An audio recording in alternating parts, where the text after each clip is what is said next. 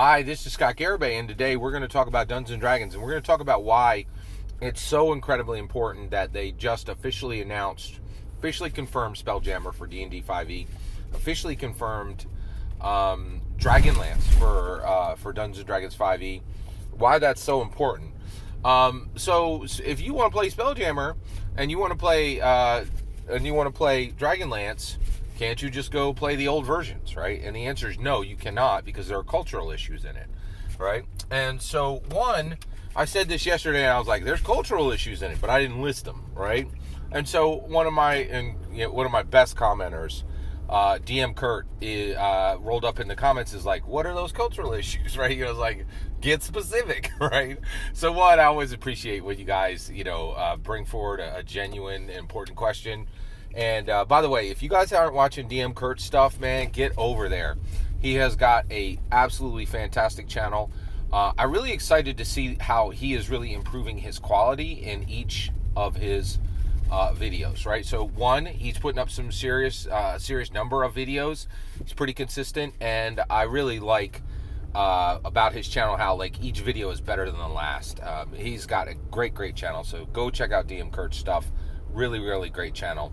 Okay, so he said, hey, what are these cultural issues? Why can't you just play, and his question kind of embedded in it, why can't we just play the old version? Why do we need this stuff to get pulled up to 5th edition, right?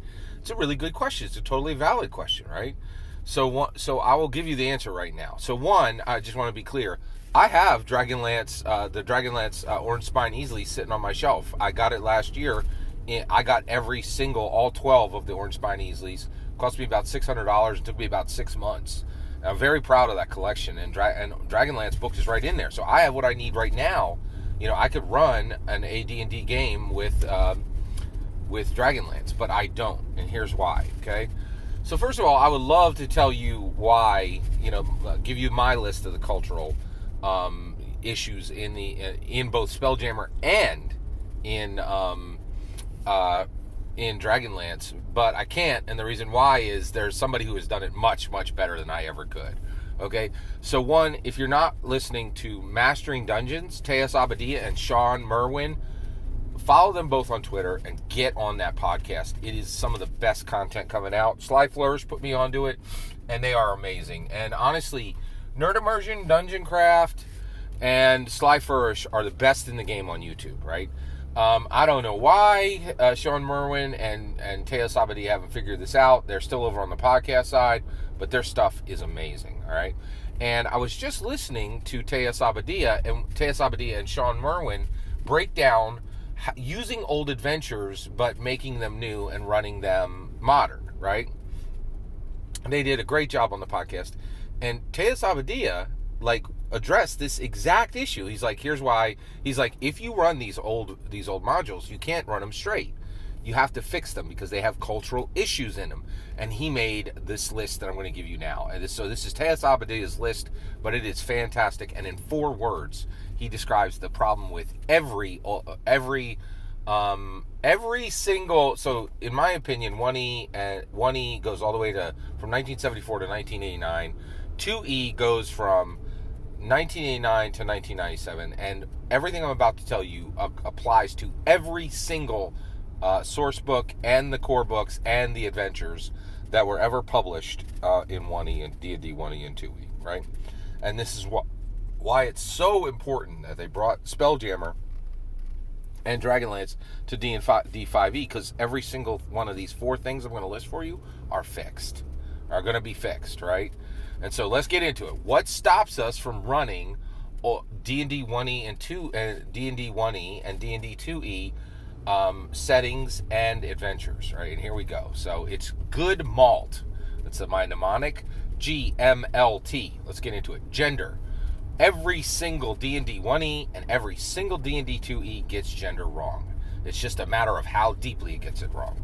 So what are the sins of D&D 1E and 2E that we have to get away from and that have to be fixed by pulling these old versions into the new, better, modern Dungeons & Dragons 5th edition?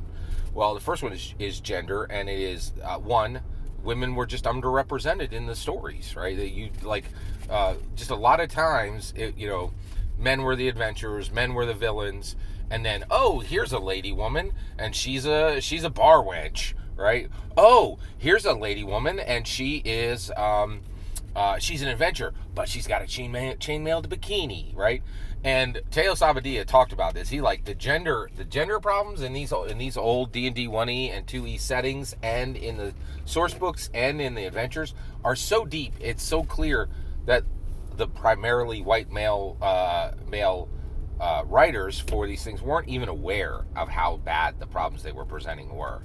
It came from a very straight perspective. It came from a very male perspective, and women were just not treated. They weren't put into cool roles at the same rate as men, and then also you have issues of, if you played a female, your stats were down, and like you were literally punished for playing a female character. All that's gone in 5e, right? And so gender was just terribly managed in D&D 1e and 2e. Now all that got to get fixed, right? Next is marginalized, okay? So there are marginalized groups in our society: LGBTQ, people of color, elderly, right? People who are disabled. These are all marginalized groups, right? Absolutely catastrophic treatment of them in D&D 1e and 2e. There was almost no, discussion of any kind of LGBTQ issues. It was, and certainly not at the level we would do now. It wasn't really inviting to them. People of color were not, really represented in the numbers that they should have been. There were, slights on their cultures, and, slights on all kinds of stuff. So people of color, there was, most of D&D 1e and 2e were like, if you're disabled, you can't even be an adventurer, right? Like, if that was said outright sometimes, and it was said, indirectly a lot of other times, right? So that's problematic. And the elderly, like you were punished if you played a 50 or 60-year-old character. Like they mechanically punished you for that decision, right? And so marginalized groups were just not treated well in D&D 1e and 2e, and that will absolutely be fixed when it comes up to 5e. Okay, so L Lincoln, all right, slavery. I do not like talking about this. Basically, Teos Abadia is like, you got to take out all the mentions of slavery. I don't know why, but like, D&D 1e and 2e were like, ooh, slavers, let's get them in there. And you're like, I don't know, man. Like, do we really want to talk about slavery in a fantasy game? Like, is this necessary? Like, we left this behind in 1865 in America. Why is it jammed up in every single, why is it jammed up in a number of source books and in adventures in D&D 1e and 2e that really aren't needed? Now, I will say 5e has not fully fixed this. I couldn't believe it. I was amazed to see slavery mentioned in Waterdeep Dungeon of the Mad Mage, right? I was like, what? They talk about slavery in 5e? Yeah, but it's there. So I agree. We got to get rid of slavery, and like, there's no reason to talk about slavery in fantasy games. It's very problematic. That'll get fixed, right? Last is type. This is an important one. A lot of people, when I talk about type, they're going to think it's the same as marginalized. It's not, okay? So type is portraying different types of people, okay? And so what do I mean by this? Okay, so I'm kind of a dumpy, like, doughy dude, right, who is 50 years old, right? So if you were going to make a rogue in Dungeons & Dragons, would you make a 50-year-old guy who's overweight? No, you probably wouldn't, right? But that's the point. You should. So you're going to portray different types of people doing whatever they want to do in this fantasy world, right? So you can have a 50-year-old human who is, X number of pounds overweight as your rogue, right? And D&D 1e and 2e did not do this. They're like, oh, if you're going to be a rogue, you better be a halfling, or you better be a slim elf. But if you're a half-orc, you should definitely not be a rogue. That's not cool, right? And just like this very subtle, like, hey, if you're this kind of person, you can't do this, right? And portraying different types of people in exciting ways, right? And saying, hey, we can all do everything, right?